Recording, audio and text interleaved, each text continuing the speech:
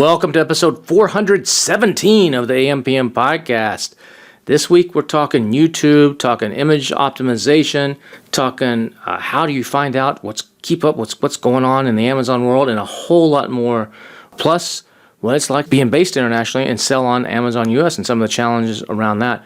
Really cool episode with a Helium 10 Elite member, David Quintieri. Enjoy this episode. Welcome to the AMPM podcast. Welcome to the AMPM podcast, where we explore opportunities in e-commerce. We dream big and we discover what's working right now. Plus, this is the podcast where money never sleeps, working around the clock in the AM and the PM. Are you ready for today's episode? I said, are you ready? Let's do this. Here's your host, Kevin King. Kevin King.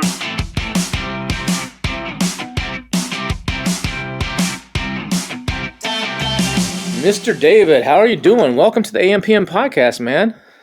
It's a pleasure to be on, doing great. Now, have you done a bunch of podcasts before or no? Are you a podcast virgin? I have done podcasts, but from a different world, let's call it, in financial aspects. But I am scheduled to be on with Mina from Trivium as well. So we'll see if this becomes a new thing.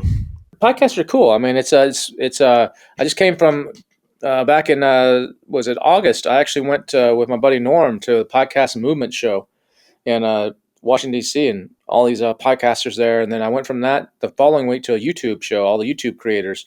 So it's really interesting. This whole industry is a lot of stuff going on in this whole podcasting industry. I just been keeping my head down, just doing a podcast, talking to cool people, and had no idea about all this other stuff that's going out there in this whole little other microsystems besides Amazon. There's like so much choice today, and we have to be really picky about who we're listening to, who we're getting information from. So it's good to know that there's some really good voices getting really good people on so that you can get the best stuff. Yeah, one of the things I'm doing, though, I'm doing something wrong. You got to help me out here, David. The Kelsey brothers sold their podcast back in early September for $100 million. Two jarhead, two football players talking stuff, and one of them dates. That's what I'm doing wrong. I just figured out the answer. I need to date Taylor Swift. That's the first step. That's the first. Get that first. The rest will follow. Forget the $17 million I'm making in the NFL. I'm gonna date her, and that's an investment. That's gonna make me some money. I think even Prince Harry figured that one out too. You got to marry first. You got to marry the celebrity, and then you. That's the answer. I answered my own question. Then what? Joe Rogan, $250 million. I think it's his contract with Spotify, and there's several others out there. And it's big. At this YouTube show I was just at in September. There's kids in there, 19-year-old kids with 2 billion with a B views. And they don't know the first thing about products. They don't know the first thing about monetizing, really, other than they work off of CPMs. So they're working off of Amazon. Once you get to, I think it's 1,000 or 10,000, I can't remember on YouTube, followers or subscribers, you can actually monetize your channel. I think it's subscribers. You can monetize your channel. And what Amazon, when YouTube puts ads in, they will pay you a fraction of that. So it's basically like someone saying the average is about $12 CPM. So per 1,000 views, it's $12. Now, I think the creator gets only about half of that, and YouTube keeps the other half. But at 2 billion views, you can do the math on that. That's like 150 over a couple years. That's like 150 grand a month. Yeah, just at least, just in that portion. And then it was surprising me how many of them don't know how to use. Are not doing UGC. This world that we know in the Amazon, we're always talking about getting people on TikTok or Instagram to promote our pros. A lot of these people don't come from that world. They don't know the first thing about it. It was surprising to me. They're just creating content, just creating shows and doing silly things and whatever, and making the money on the other side. And they're not realizing how much money they're leaving on the table. And I think at the same time, there's a lot of Amazon sellers that are not doing good YouTube, don't know what they're doing on YouTube and leaving a lot of money on the table. So I was like, I was sitting there brainstorming, listening to some of this content, and I got, all right, if we marry these two things together, I think there's some people can crush it. Are you doing anything at all out with UGC or YouTube or TikTok? Well, YouTube, I've been doing YouTube since 2011. I have over 100 million views on YouTube. Oh, okay. I had no idea. All right. So I'm talking to one of those guys. Okay. This is from a totally different world in the financial sphere. And I just got into it as a passion.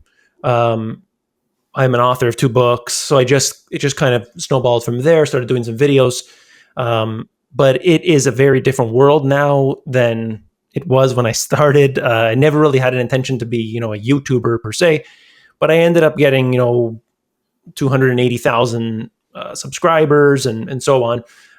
But when I found Amazon, I knew that it was a better business because it was much more scalable, and I wasn't doing my best to sell products, to create my own products, to then have multiple lines of income coming through and using the YouTube as sort of an advertising space.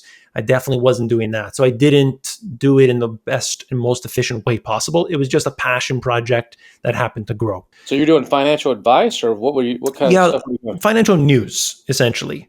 Okay. Financial news. So if the Federal Reserve is going to do such and such of an action, let's say they're going to cut interest rates on September 17th or 18th or whatever it is, then I would talk about the implications of that and what has come to this point. So really, really intricate details about a lot about the central banks and their activities globally. So not the most fun stuff, but 280,000 subscribers worth. There's people that want that. I mean, that's the that, beauty about it. Is just there's all these niches. Then that's right. you can drill down. Were you trying to, were you just doing what you love and it just came, or were you optimizing and trying to like game the system and trying to grow it, or were you just like, I'm just doing my thing and whatever comes comes? At the beginning, it was just, I just want to post some stuff about this, and hopefully some like-minded people will join, and we can, that will be fun to do. And then it sort of took off so much that I was like, oh, okay, I didn't really even want to do this thing, but now I'm making a few bucks here, and let me see what happens. But yeah, it definitely takes planning to create videos that keep people's attention, especially now with shorts. The way it's working, I could tell you this from experience, is that, and I'll tell you, there's different reasons why. You have to pull people in from a short, or you likely won't get their eyeballs. YouTube's algorithm is completely changed. We know that shorts are becoming more common, but in fact, what you'll see in a lot of comment sections, that people reference the fact that the short brought them there to the full version. And I'm seeing this pervasively across different videos and music videos and all kinds of different things, where people are referencing that in the comments that are pushed to the top. So YouTube even wants that as part of their algorithm, that, hey, I came from a short and now I'm at the long form video and I'm staying, and I'm here with everybody else. You get very low engagement with shorts, very low, and you also get very little income. So the whole game is create a short, bait people in, bring them into the full version. The full version, you bring them in as a subscriber. Hopefully you can keep them there for the duration of the video, but also to watch the next video. And that's how they do it today. The shorts are almost like an extended trailer in a way. You want to Yes. keep those under 10 minutes ideally. And actually, people are saying you actually need to put the shorts on a separate channel. Don't put them on the same channel. You need to actually, because the algorithm looks at what else is there. So you actually never want to start your YouTube channel with one video either, if you can avoid it. You always want to start with 5 or 10, because if if one of your videos is liked or catches the eye of the algorithm, then they look for other videos of you, and if there's nothing there, they go into somebody else. But if you can grow your channel really quick if you start with 5 to 10 already in there. And yeah, there's a lot of fascinating stuff, a lot of cool new tools that have come out, and some AI tools. And like you said, it's all, in the Amazon game, we're all about titles, and that's important on YouTube too. Titles are super important, but the thumbnail is just like our main image is right. critical. And there's people that's all they do is they're thumbnail artists, and they specialize. There's a Twitter there's a Twitter channel or X channel that they do thumbnail Thursdays, and like at 8 o'clock Central Time on Thursdays, all these thumbnail designers get on there and they tear apart other thumbnails. They basically hash through, this thumbnail sucks and this is why. This guy should do this and this guy should do this. And it's a science. It's just like, they're analyzing we don't in our product photography on Amazon, we teach people how to create a killer main image, but we don't go in it seems like, at least to me, we don't go into the minute detail, like exactly what's in the background, exactly what's the story, exactly what does this contate in 2 seconds or less as far as a story or an idea in your head. It's a whole different thing, but I think there's some things that we can adapt from what they're doing into what we're doing on the Amazon world, and could be very valuable. the competition is getting fierce on Amazon, to say the least. When you look at how many different products are available to people today, they know that there's no friction in returns. So if you didn't convince them that this is a really good brand that they're buying into, they might get hesitation all the way up until that 30 days after purchasing it. They still have that opportunity to return it. So I think you got to sell people right from that very first main image. And unfortunately, I've been burned in the past before with very mediocre companies that I don't want to call them photographers because that's an insult to some of these people who are professional photographers. But they don't understand how to capture the essence of what the product solves. Like your product obviously is selling some sort of solution to this person's problem. They came to your listing to solve it, even if it's I need to store my food in this Tupperware so that I can put it in my kid's lunch. That's a problem that's being solved. And if we're not thinking of the customer in mind, we're just going to be taking a bunch of pictures and it's all going to be lost in the sea of a million other products. I know it's not always the best, like the highest reviews that get the best sales. Sure, you're competing against somebody who has 10,000 reviews and you have 0. It's a challenge. But there is a certain point at which, it doesn't matter so much anymore. We can really, really do a lot with our photos. I think that's, in fact, the number one thing that's we don't put enough attention into it. I agree. I think a lot of people spend a lot of time on keyword research and their title, but they cheap out on the photo. One, because for some people it costs money to do it right. I mean, it used to cost a lot more money. Now it's with AI and some of the things you can do, it's way down. But still, it takes money, and a lot of people just don't understand it. They don't have that critical eye. They don't have that composition. They don't know how to compose photos properly. I mean, there's the rule of thirds, the tic-tac-toe board on how you position things and everything. And a lot of people don't know that, and nobody's really teaching that out there. And I think there's a demand for that. In fact, in September, at the last Helium 10 Elite quarterly workshop in Seattle, right before Accelerate, Destiny Wishon came on and talked about PPC, and she's really good at what she does and all the intricacies of ACoS and tacos and all that kind of stuff. And I did a presentation actually on advertising, the psychology of advertising, and like one of the things that I mentioned is you might want to consider actually developing your ad, your main image first before you develop the rest of the product, and develop or an ad. If you create an ad for a product, basically this is your 5x5 grid, and this is the ad, then go to the product after that. So the other way around, developing the product, then come in with the ad on it, because it'll force you to think in a different way. And you might modify the product, or you might not do that product, even though they might have a good opportunity on Amazon based on just critical numbers on a spreadsheet. But if you can't hit that emotional, if you can't solve a problem, and you can't or give them a feeling, you can't hit that emotional touch point, you're not going to succeed. And then I gave some examples of it. Here's a bunch of ads to show you exactly how to actually psychologically do this. And it's almost like image hacking. And people seem to like that. And I think we need more of that in the space, like you said, that we don't spend time. So what do you do when it comes to images? How are you doing your images? I think what needs to be done is that we have to, well, here's one thing I wanted to mention is now with video, and if you're going to do the 360, you really have very few images to work with. Because I think, this is speculation, but most people don't even know that you can click on an image to reveal all of the images. I think that they are just going to scroll. They're going to get I think it's 4. They're going to get the 4 images, and then they're going to see video and maybe the 360, if they'll even make it there. And it depends on mobile too. But so we have like 4 images, including the main image, to sell everything. And so what I do is paper and pen, write down what are the absolute key, based on keyword research and based on reviews, looking through the reviews, what are the key points that I need to sell to this customer? And then look at them and just like write everything out like a brainstorm.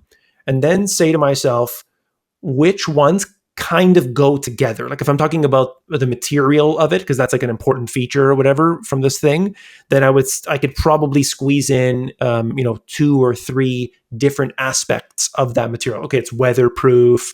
Okay, it's durable, whatever, something like this. I can kind of squeeze that into one. But are you using the word weatherproof or durable? Are you using those words like in bullet points or in the image? or are you using it to where instead of taking that, describe it? That actually means durable.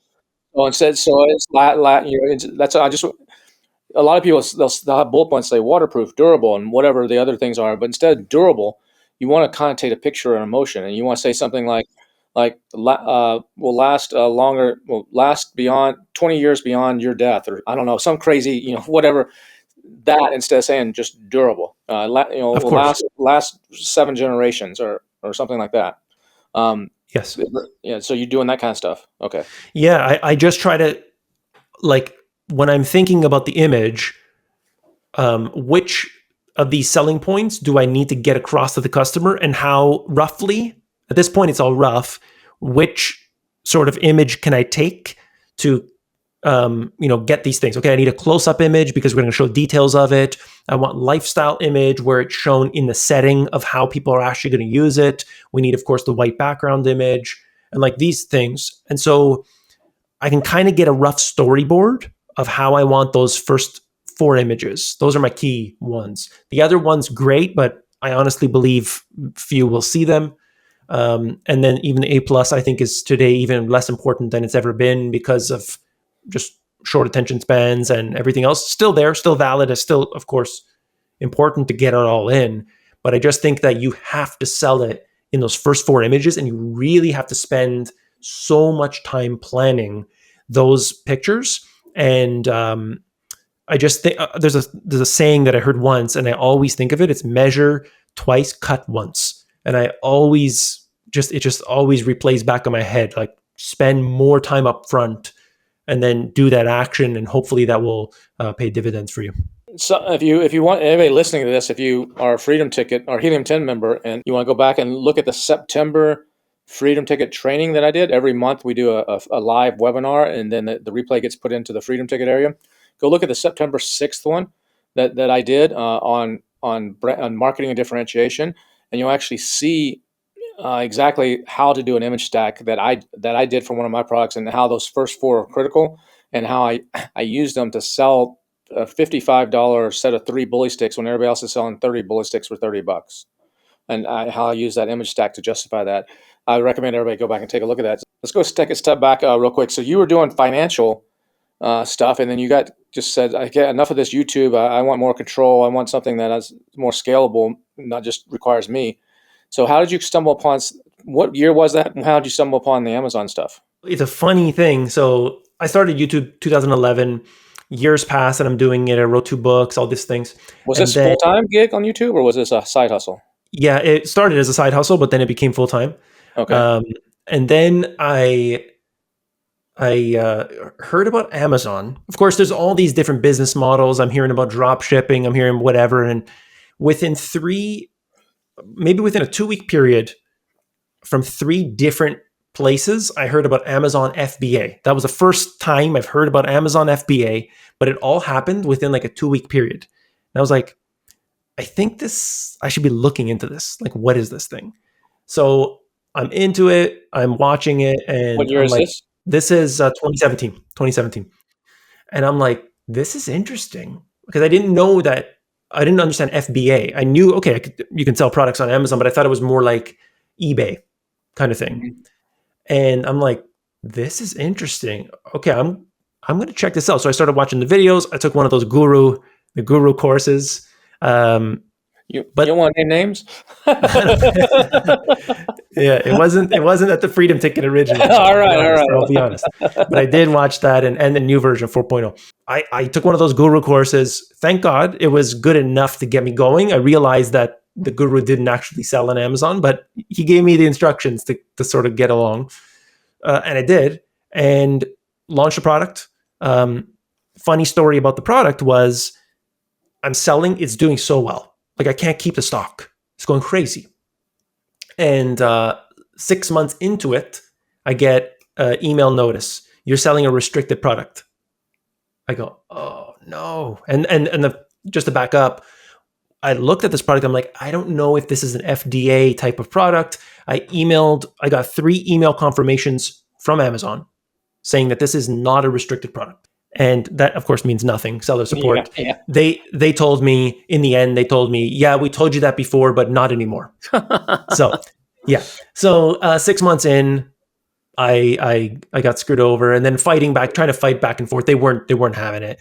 So that product killed it right there. And then I just went on to go back to the drawing board, product research again. I used the Helium 10 tools actually to find that product, and I just went from there. And I've been selling that brand. So in 2018 into 2019, I think 2018 was probably when I started it. That's when I started this brand that I currently sell today. What category are you in, or products? I'm in like house products, home and household. Here's something that's interesting to me. Noticed how David I sold that product. I'm in home and household, but he didn't say what he sells. And this is a thing in Amazon space, and it's always kind of, it makes sense in the early days, in like 2015, 2016, nobody would ever say what they sell because they're afraid that someone's just going to knock them off. They're afraid, I'm going to get hijackers, I'm going to get someone on my listing. Someone's just going to see that I'm doing well in this. They're going to go find it on Alibaba, stick their name on it, and be my next competitor. And back then, that was probably a valid concern. But nowadays, with the way Amazon is, I think it's much less of a concern. And I notice this in other industries. People talk about their products. You're a Shopify seller. I meet someone at YouTube show that sells on Shopify. They tell me exactly what they sell. They're not worried about it. But as soon as you meet an Amazon seller, it's like prying teeth out of them to actually get them to tell you what, unless they've got a big moat around it, strong IP and a big moat, they won't tell you. I had the same problem. I did a think tank in Austin, which went really, really well in September. Had 12 people that paid to come and have for 2 hours, had 7 experts and a moderator sit at a table and basically dial in on their exact problems and their exact pain point to actually solve their problems. And some of them walked away from that crying, like, this has been so profound. So this has been the best decision I ever made in my life to actually come to this. It's called Market Masters. I'll probably do another one next year. But to come to this and get this direct advice, you can go to a Helium 10 conference, or you can go to any Amazon conference, and some of the stuff applies to you, some of it doesn't. But this is very tuned in with experts curated to your needs. But selling this thing was a nightmare because nobody's like, yeah, that sounds cool, but ain't no way I'm sitting in a chair and telling 7 other big time Amazon freaking people what I sell, because they'll just knock me off. And the mentality, they'll just knock me off. So I think what needs to shift, and that's a lot of that's from the training and the guru training, is the way people actually are developing products, and the way that this notion of find a hole on Amazon, a keyword hole, go find a product on Alibaba, stick a logo on it, and put it up, needs to go away. And especially in the days of the the new Temu. But what Temu's doing and what Amazon's doing, basically knocking off Temu, helping factories go direct on Amazon, you need to target an audience and an avatar and create a brand. So what are you doing with this home stuff to actually do that, and not just let me find a keyword opportunity that someone's missing out on Amazon, but actually create an audience, an avatar, and a true brand? When I first started, learn from the gurus. The guru doesn't even sell, but it allowed me to get in. The first product I sold was a Me Too product. Okay, no question about it. Straight from Alibaba, Me Too product. But what it allowed me to do was to gain the confidence to then sell the next product, to launch new products, to start to develop a real brand. Like, I get about 3,000 searches in a given month on Amazon for my brand name. That's actually good. I mean, that's Yeah. that's my rule. I always tell people, that is 3,000 searches for the brand name alone means you're actually have become a brand. If you're not getting Right. 3,000 searches, if you're getting less than that on your brand name standalone, then you're not a brand yet. That's just Right. I just made that rule up. That's just my little arbitrary line. So that's good. That's good, JB. Yeah. But at first, what I needed was, can I even do this? Like, I'm just going to go for it. Like, I'm just going to try it. Let me see what happens. And so with really a small minimum invest, like, I think I probably put in 2,000, like that first order was about $2,000 or something, not knowing anything. And it ended up working. I could see that I was selling. I could see people were, giving it positive reviews. That is unsustainable long-term. Me Too products, you'll just get crushed because of the competition. They'll run those prices down. But I think if people can just sell a product online, like anything, like even sell like 20 products, 20 units, they will gain the confidence to then sell a real product that they want later. So the further, like as we got further along, then we had to create a new mold for the product that fixed the issues of the previous model. And of course, this was a long time in the making. There was bad reviews, some bad reviews. Overall, even that earlier model was getting 4.6 in that range. But there was definitely some bad reviews. And so I knew there was an issue. So I'm like talking to my supplier and just saying, these are the problems I'm having, like constantly feeding them the problems and saying, can this be solved? Can this be adjusted? What can be done? There's like pushback, back and forth. But ultimately we got that done. So, it was a long time coming. I just think for people, they don't have the confidence that they work a 9 to 5 job. They're like, I don't know what I'm doing here. I feel like it should be done in stages. Like, can you even sell? I agree. I agree with you. I mean, I agree with you that on it's to start a true brand and go in this like the quote unquote right way, it can be daunting, especially if you don't have experience on that. So actually getting your feet wet with something a little bit simpler that you're not trying to quit your job off of, you're not trying to, if it takes off, great, awesome, but you're not really trying to, you're just trying to figure it out. I did that. I was selling on Amazon since 2001, but I wasn't doing the FBA model till 2015. And so in 2015, before I actually launched, I launched 5 brands at this almost back to back. But before I did that, I was like, I need to figure out, how do I ship something in Amazon? How does a listing work? How does this work? And so I just did arbitrage for like a month. I was hitting Walmart and the dollar stores, and there's a sauce company here in Texas, that Salt Lick, that has their own like little barbecue sauce, and they weren't on Amazon. So I went and bought a couple cases from them, threw it up on there, just to learn how it works. So I agree with you on that, and that's kind of what you went through. Is like you went through that process, and now like, okay, now I get it. Now I know what I need to do. Now I see the opportunities, and now let me do this right. And I feel like for a lot of people that I talk to, so from my YouTube thing, I ended up getting a small group of people together who want to sell, and just like, hey, if you want me to help you out, I'll help you out, kind of thing. So with these people, there's such hesitation, and they just aren't certain about, I don't know, am I making the right choice? Am I doing this and that? And just really trying to emphasize to them, like, you can do it. You can do it. Like, look at who your competition is. A lot of times it's these Chinese sellers that are all about price, terrible photos.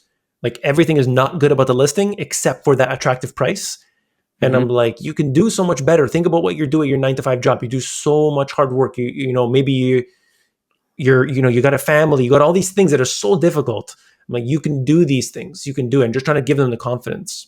So is this something you do? Is this, you just volunteer this, or is this like a paid? It's a paid, yeah, it's a paid group, but it's not paid much. But it's just something that I want to help people, because I felt like the guru thing was like, after watching the course and realizing, I'm like, oh man, this guy didn't know what he was doing. And then I learned just through failing. Obviously I failed pretty bad there.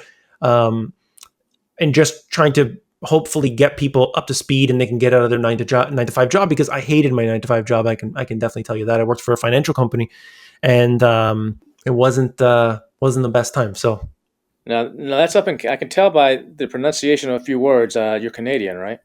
That's right. That's right. I can tell by the pronunciation on a couple of those words. So have you always been in Canada, or do you live in the States at all? Always born and raised in cold Canada. That's right. Well, not all of Canada's cold. Some areas are actually pleasant, but what part of Canada are you in? I'm in Toronto. Oh, but okay. The summer is this short. The summer is this short. So, well, half the population of Canada, I think, is in Toronto. I just saw some stat, like the Toronto metro area, not Toronto proper, but when you build in the whole metro area, it's something like 10 million people or something, I think. I'm not sure what, I mean, we gained about 1 million in like 1 year. So it's like this unsustainable growth path. But it's a place not for entrepreneurs, and that's sort of the one thing that I would say is not good about it. Definitely. So it's hard. It's harder to grow when you're up here in the cold. What do you think it is? I just heard something. I think it was on my first million podcast recently. They were talking to this British guy, and he was talking about the difference in attitude in the States versus England. He's talking about July 4th. And he's talking about he was here for his first July 4th, and he was just amazed at how many flags there were everywhere, how many people were doing fireworks and wearing red, white, and blue, and clapping and having fun and doing all this. He said, it wasn't until saw July 4th here, I had to go look it up. When is British Independence Day? I had no idea. And it's King George's Day or something, like on April Right. 23rd or something like that. And he's like, nobody celebrates it really. In this, we don't have this sense of patriotism like you have in the United States. It's just this, you can be somewhere in the United States and, all of a sudden someone will say something and the crowd just starts chanting USA, USA, or you have jets flying over the stadium at football games, military jets and stuff right after the national anthem.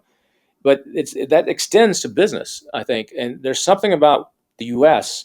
There's parts of the U.S. that are really bad, not good. There's parts of America that are really good, but one of those is entrepreneurship. And it seems like Yes. there is no better place in the world to actually get a leg up or to start or to build a business than the United States. There's no question about. I mean, this is from my perspective. I completely agree.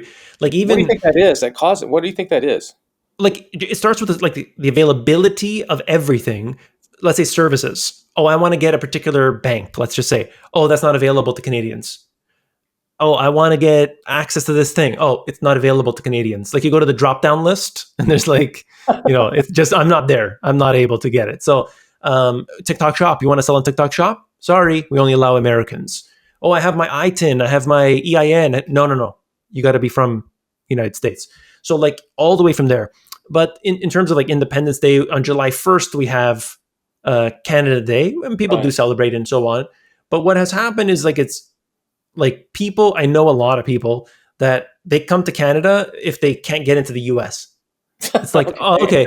Okay, well, we can't get into the US. No worries. We'll go to Canada. We'll try later. Like that sort of mentality. It's like, yeah, it's a good place to stop along the way. It's, I'm Take a telling piss, you, take a stop in Canada, take a piss and get some sodas that's and right. get some That- ketchup chips, and then move on our way. that's right. Like I know people What that thing of the literally, fries? The little thing with fries and the little sauce on it. What's that called? Boulie? No, what's it called? It's oh, big in Canada. the poutine. Poutine. That's it. Yeah, poutine. Poutine. Get some poutine. That's right. Yeah, it's that's just unfortunately the way it is, and they're not going to change that. They're not going to change that. It's a very socialist kind of place. It's not. It's not a place for entrepreneurship. I mean, let's just be clear about that. And so that makes doing things business more difficult. So I would not invest in Canada. That's for sure. But the US has so many advantages. People don't realize this. As an American, even as a Canadian too, we have a safety net. We have things that allow you to just say, I'm just going to give this a try. And too many people are stuck in where they are and just like they're miserable about everything. Instead, just take the leap, give it a go, and try to make it happen. I just know too many people that like they say they want to do stuff, but they never end up doing it. You have so many opportunities as American, Canadian, whatever, but especially in the US. I mean, there's so many people around that are just so driven. They're so driven. It's amazing. So, what do you think it is for someone outside the United States that's like they hear about the FBA like you did? They're like, okay, I'm going to sell. But I live in Italy, but I'm not going to sell on Amazon Italy. I'm going to go to the United States and sell because that's where all the training, a lot of the cool training is based. It's where a lot of the action is. But I'm just like you just said, I don't know this culture that well. I've seen stuff on TV. I've seen some TV shows. I've met a few Americans passing through at the pizza shop or whatever. But I'm nervous about this. What are some of the hurdles you see that maybe international sellers that are coming into the U.S. market, besides a language barrier, for some of them, are having, and how do they overcome that? For a lot of people that are selling coming from international, I think they love, number one, they love to look at the US market because they see the dollar signs. But I would have to say, though, some of those people do sell onto the European markets, which is crazy because of the difficulty just to get in on them. But I just think that they have to understand the American consumer just like you would any other consumer. You still need to know you hear the term avatar. You still need to know who is ultimately buying your product. And keeping it in mind, like when I talk to my supplier, they tell me something and I'll literally will tell them, you do not understand the American consumer. They don't want to see that. And I just, off the top of my head, I can't think of any examples, but I've said this to them multiple times before. I'm like, you don't understand. You don't understand it. And I try to explain, this is what they want to see. And largely Canadian and American consumers, approximately the same. So the listings and everything would translate. But perhaps in Europe and things, it might be a little bit different. I've heard the German market's really different and everything else. But I just think you got to understand it. And the best way to do that, better than keywords is key, but no pun intended. But the reviews are like, they just have so much knowledge, and we can use the AI to summarize that and everything. But I also like just like reading the reviews. I just like to get the whole context of what they're talking about. Yeah, you can get inside someone's head sometimes in those reviews, and you can see their language patterns and the way they're describing things, and their sometimes the emotion will come out in reviews. And you can understand someone a little bit better. And video reviews are even better if you're able to watch video reviews of somebody. Bradley talks about the collagen peptides thing, and he would said this for years. He was saying, you look at the keywords and you don't see coffee mentioned anywhere. Now today you do, but years ago when he started looking at it, because that was his default, like instead of garlic press, he would look at collagen peptides. And then in the reviews, it would say, in my coffee, in my coffee, in my coffee, but that's not a keyword. And so if you're just looking at the keywords, you're never going to see these people put the collagen peptides in their coffee and use it like a creamer to thicken it up. So that's only like information you'll only get from reviews. What are you doing with this big push that Amazon's doing towards AI? Are you paying attention to this right now with like Rufus and Cosmo and making any changes, or are you just kind of waiting it out to see what happens? Or what's your what are your thoughts and what are you doing in regards to this AI change that we see coming? Number one, I'm bullish long term about AI. I think it is not there yet in what they want. I've seen on X a lot of talk about how Rufus is spitting back some information that's like not even making sense. It's like out of the 12,000 reviews, and the product has like 70 reviews. Like it's just, is it even reading the right data? Like they don't even know. They'll get there. They'll get there eventually. It's I think it should have been left in beta. But what I am doing is when I go back to the drawing board of my images, which I had done recently, to make sure that the pictures tell 1,000 words. That's really what I've tried to do, so that the image itself shows the context of how the product is supposed to be used.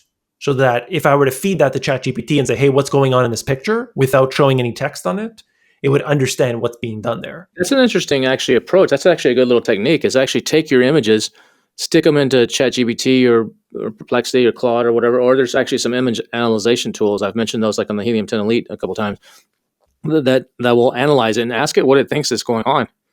And if it comes back with something totally different than what you intended or what the intended use is, you may need to make some changes to those photos and go through iterations of that and until it gets it right 4 or 5 times in a row of what you're actually trying to do, or across. Maybe I would use several different LLMs. Yep. And see how they all, because some of them can interpret it totally differently, and that's actually a good approach to take. I mean, Amazon has Comprehend. With Amazon Comprehend, that's part of AWS, that you can actually get in and it will analyze the images from Amazon's lens, which is actually a pretty cool little thing. And they actually give you a score. If you go back on one of the episodes in May, towards the end of May, I think in May 20th or May 27th, somewhere around that time, Matt Altman was on the AMPM podcast, and he talked about using Amazon Comprehend and how you can upload your images into Amazon Comprehend on AWS. I think it's free. You just got to have an AWS account, and it will analyze it and it'll give you a score. It'll say on a scale of 1 to 100, you're an 82, and you really want to be. I think he said, I can't remember the exact words, you want to be above a 90 or 95. And so they would go back and they would change something in the image or change something in the listing, because it also looks at the listing, and change something in the listing and then resubmit it. And like 30 minutes later, come back with a new score. It's almost like if you ever done mass emails and you send something first before you send a big email out to a spam checker. And they'll say, this has these 7 words in it are triggers for spam. If you take these 7 words out, guarantee, free, money back, whatever, your likelihood of going into the inbox versus the spam folder goes up X amount. It's kind of like that. So that's another way you can do it. But AI, I think a lot of people, AI is a great tool. And if you use AI tools properly, not letting AI do everything, but use the tools for analyzation to automate like mundane tasks and steps, is a major advantage that people who are into that have right now. Are you using any AI tools when it comes to your Amazon listing? Are you using any of the review analyzation tools or the list building tools or the split testing image tools or anything like that?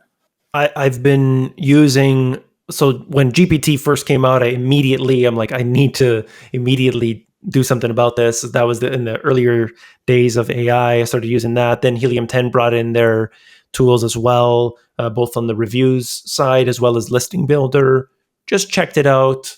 I like to use them as sort of, okay, give me a good base to work with, and then let me I love that it does the hard work for me. I've told them, I've gone into ChatGPT and kind of given a list of all my keywords and said, these are the most important in order, and I want to fit these in. And this will be like for back end description, for instance. I got A+ content, but I can stick it in the back end here, and it just can fit it in such a way that would take me hours to do, but it's doing it in 5 seconds.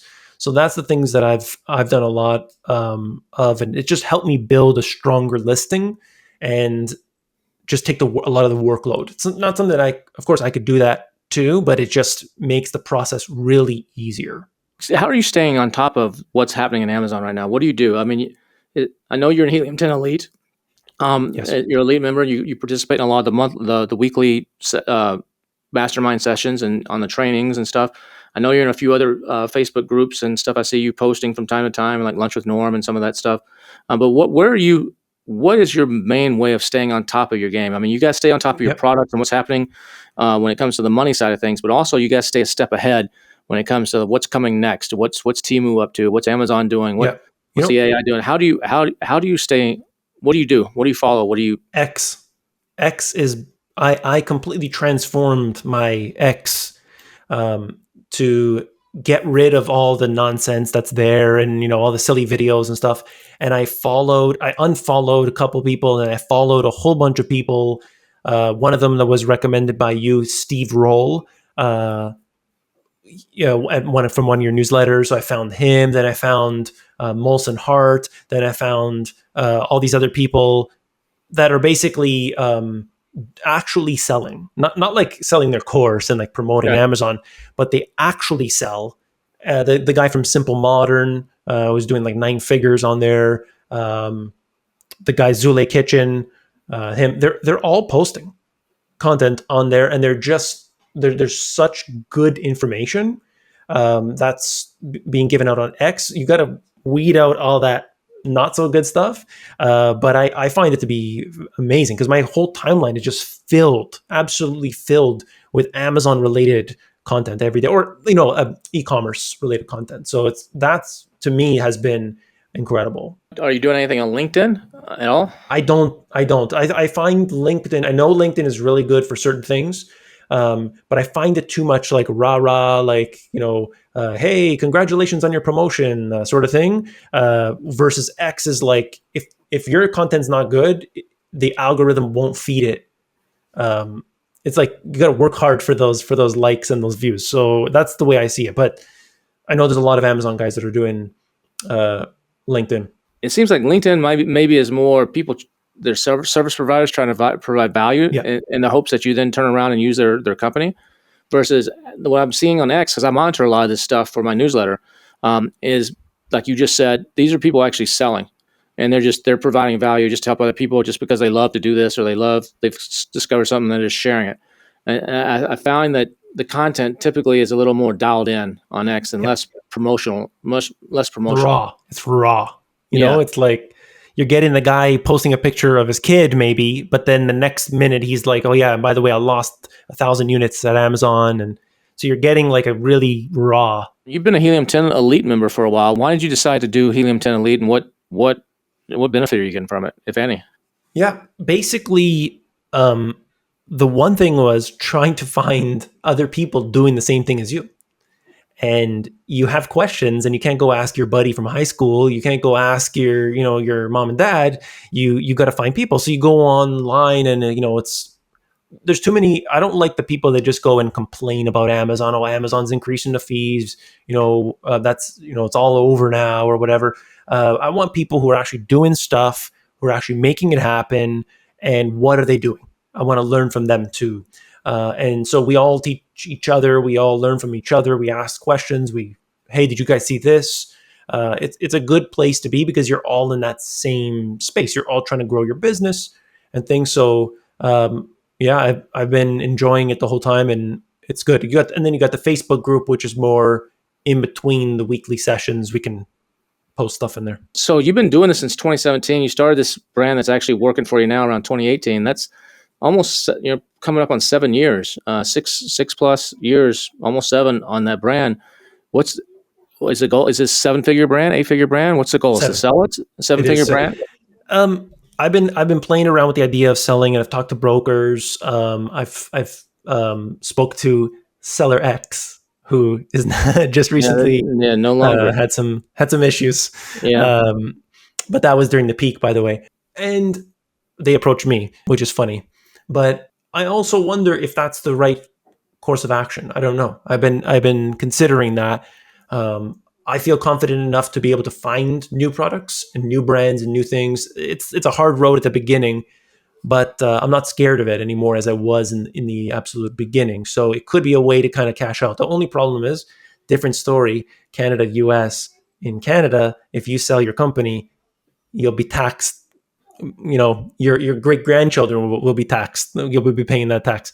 Whereas in the US, you've spoken about it before, where there's something to do in the first 30 days of your setting up that business. If you do something, then you get so much. Yeah, there's so many cool things with the US. So, are you a Canadian-based business then, not US-based? Yes. Okay. Canadian-based. All right. Yeah. All right. So But you got to take. Yeah. You dug your own grave on that one. That's Dug your own grave on that one. Living here, you gotta face that music regardless, even if you had an LLC or a C corp or whatever. But yeah, that's kind of the things longer term. I'm not so sure, but I love the idea of an exit and starting over right from scratch again. Not then becoming a guru, but starting it off all again. So what drives you in this business? What is it that makes you get up every morning and go, man, I love what I'm doing? I love the scalability. I think it's so cool. And the fact that I'll be in like Cayman Islands and I'm like, on my phone and I'm like, okay, still selling. Like, it's just that's so cool. That's the coolest thing I feel ever. Like, you could literally be anywhere in the world. It's like those videos that sell you on some course or whatever, but like this is real and you could actually be anywhere doing the same thing. I don't even keep files on my computer, my desktop at all. Everything is cloud. So I'm like 100% in the cloud. I love the whole idea. I think it's the coolest thing in the world. Not quite James Bond 007, but it's, it's pretty cool. That's why we do it. We do it for the freedom. It's a really good business to be in, and it can be difficult at times and stressful at times, but it's still, Yep. And you can lose a lot of money sometimes, but it's still probably one of the best opportunities of the last 100 plus years in business is to actually do the FBA model, starting out on Amazon and hopefully extending beyond that at some point. 100%. Yeah. David, I really appreciate you coming on. If people want to follow you, I guess you must be on X then. If they want to follow you on X or somewhere else, because you must be posting occasionally just to keep up with the Joneses, something like that. How do they find you? What do they do? You can find me on X. You can get me at The Money GPS on X, The Money GPS, and you'll find me. And I hope to see you there. Awesome. Thanks for coming on, man. We'll see you in the Helium 10 Elite, one of the next calls, I'm sure. So make sure you hit that subscribe button. And if you really like the AMPM podcast, if you've been listening to this for a while, refer a friend. Tell someone out there in the space, like, hey, you got to check this out. Message them, send them a DM. Say, hey, I don't know if you've been listening to the AMPM podcast, but you might enjoy this. Or if you have an episode that was your favorite, be sure to send that on to somebody so that they can take a look at that and maybe get some benefit from this podcast as well. Because that's what I'm doing this, just trying to help you out, tell stories, untold stories, and give you some valuable insights. And hopefully you've been getting that. If you have, I'll look forward to seeing you again next week for the next episode of the AMPM podcast. But before we go, make sure you've subscribed to my newsletter, BillionDollarSellers.com. It's totally free every Monday and Thursday, BillionDollarSellers.com. And I just want to leave you some words of parting wisdom. It's the quality of your relationships that will determine the quality of your life. The quality of your relationships will determine the quality of your life. So invest in your relationships, even those that might seem a little inconsequential. You just never know where it's going to come around and make a huge difference. See you again next week.